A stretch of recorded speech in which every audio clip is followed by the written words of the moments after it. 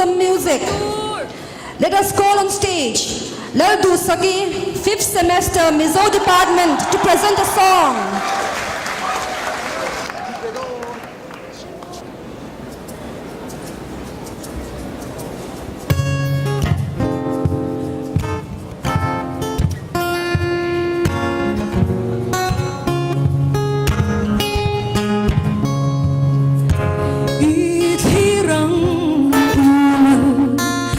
Thiếu xiêm để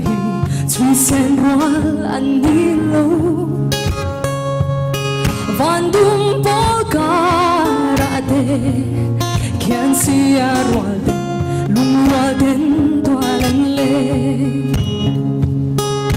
o fa han moi tak e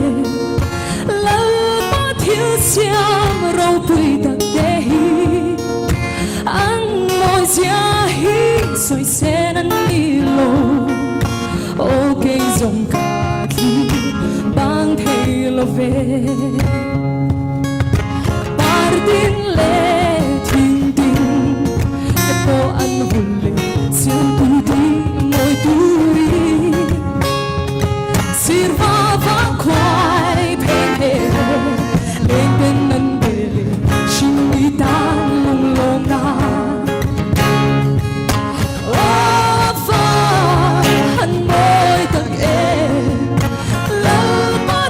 Siam râu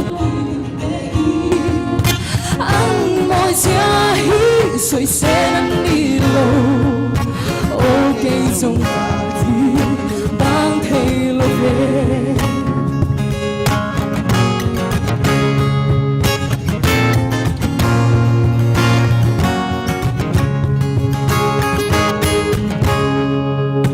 phút khát thiang lên cô sân roi mây ô khi mình hở cây cá ta cha la bó râu mây xa lê hên rong rong xem tu cú xoa gần đi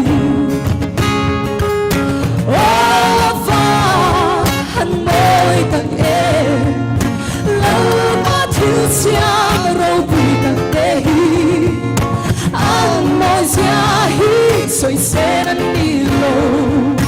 ô cây rồng cà khi bang thầy lo về ô pha hằn môi tặng em lâu mà thiếu xiêm râu pui tặng đê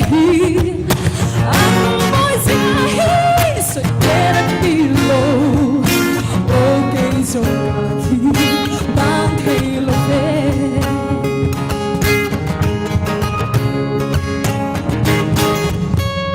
Thank you. Thank you, Lalduhsaki, for the wonderful performance. The college is indeed very fortunate to have